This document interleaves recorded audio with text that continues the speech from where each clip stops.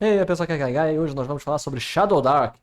Talvez atualmente um dos RPGs old school mais interessantes. Eu acho, eu ainda vou mestrá-lo direitinho, mas pelo que eu já li, pelo que eu já percebi, ele tem características muito boas e eu acho ele fantástico. Eu vou dizer neste vídeo porque eu acho ele fantástico. Mas como sempre, se você gosta desse tipo de conteúdo, se inscreva no canal, entra no meu grupo do WhatsApp, meu servidor do Discord, meu Instagram, essas coisas todas. Tá tudo na descrição do vídeo.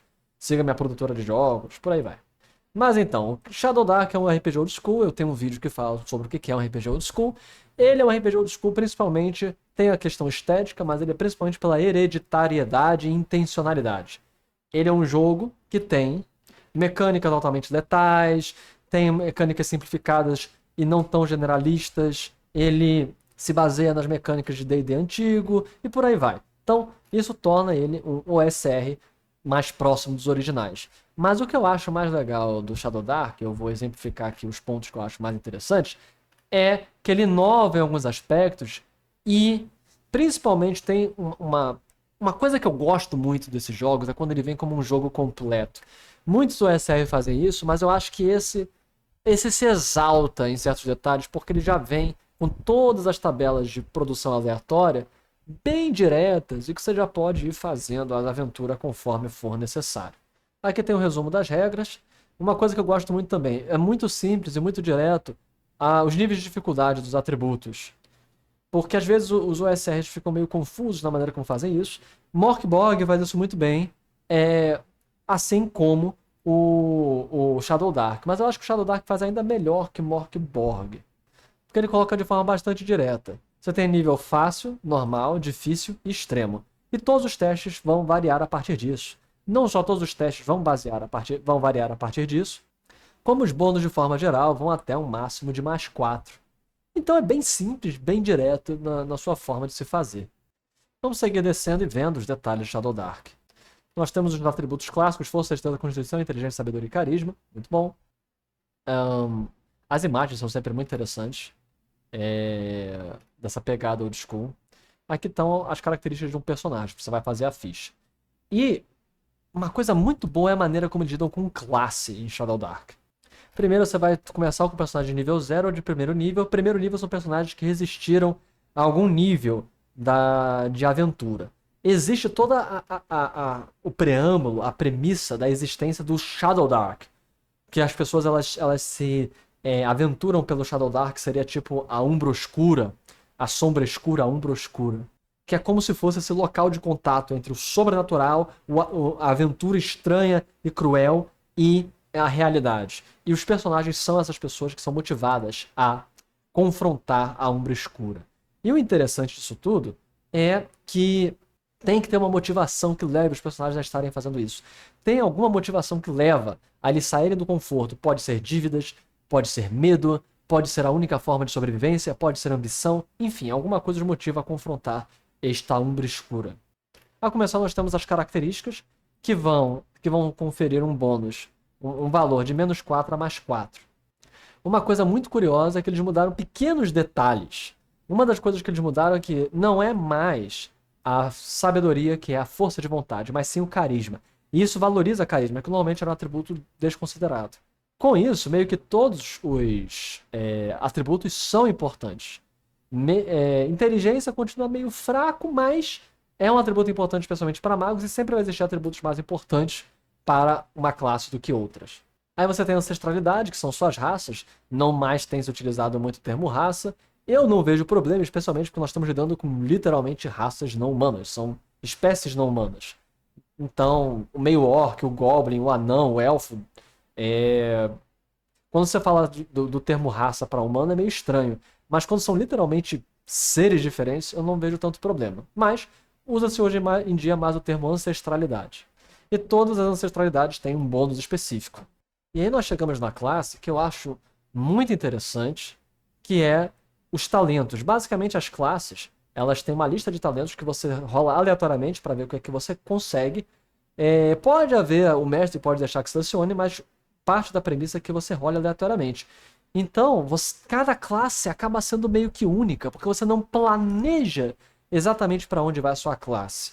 E isso, além disso, a própria customização única de cada classe por conta disso. Por exemplo, o guerreiro ele pode ganhar grit, que ele pode ganhar vantagem em testes de usando ou força ou destreza. Você pode ganhar bônus de armadura para utilizar algum tipo específico de armadura. Você pode ganhar mais 2 em um atributo específico. E por aí vai. Então é bem legal isso. Porque acaba que você não sabe se o caminho é exato.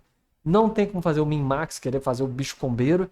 E o mais importante é que você acaba percebendo, se torna.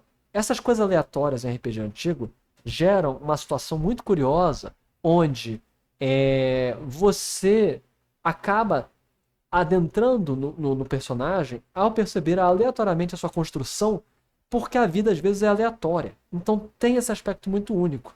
Aí todas as classes têm isso, tem a parte dos talentos, e nós entramos na parte de divindades, de lançamento de magia, que é muito único nesse sistema. As classes de magia, elas têm as magias conhecidas, tanto o mago quanto o clérigo, quanto o sacerdote. E você, para lançar uma magia, você não tem o número de magias por dia. Você faz um teste para lançar magia que você conhece. Que o teste é um D20 mais o atributo relevante, que é a sabedoria para magia de clérigo, e um D20 mais inteligência para magia de mago. E se você bater dificuldade sendo 10 mais o nível da magia, você consegue. Se você falhar, você perde o uso da magia para aquele dia, até você descansar. Então há uma incerteza no uso da magia. Magia nunca é certa. Além disso, se a falha for muito alta, muito severa, você tem resultados negativos extras rolados em tabela.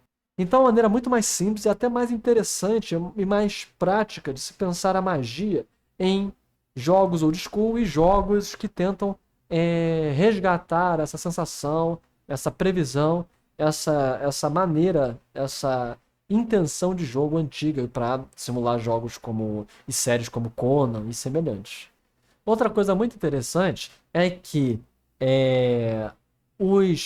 as classes sempre têm algum elemento que faz com que você escale de maneira mais superior, mais forte por nível. Então, o Ladino, por exemplo, o dano dele com ataque pelas costas, com apunhalada, com backstab, vai aumentando conforme o nível. Então, todas as classes têm algum nível de superação, de aumento de potencial, que vai escalando com ela, mas não é extremamente explosivo como é nos outros sistemas. Onde o teste de ataque, por exemplo, combate nesse jogo, você vai fazer um ataque corpo a corpo, você vai usar força. E a força não vai escalar tanto.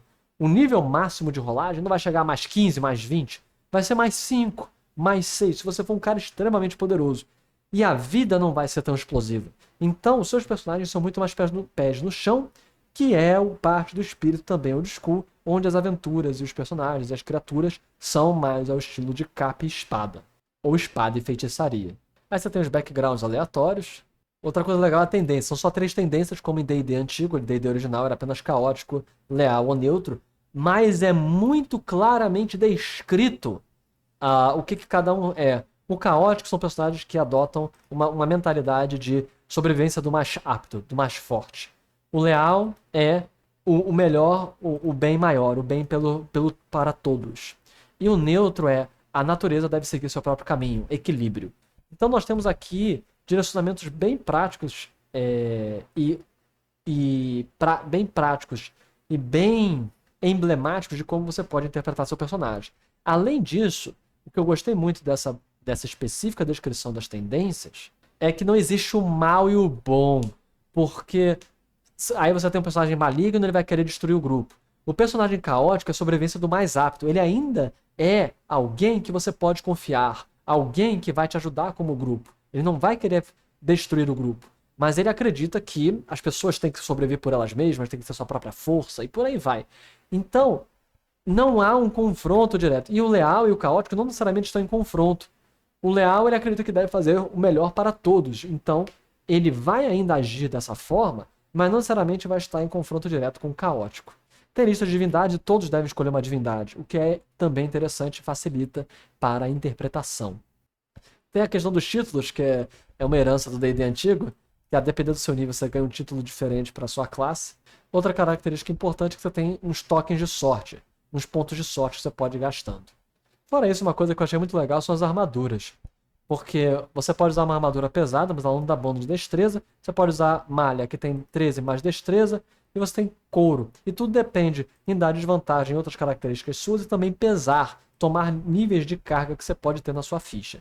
Fora isso, tem a coisa que eu gostei muito, que são os geradores de itens mágicos e várias questões que acontecem, né, nesse RPG.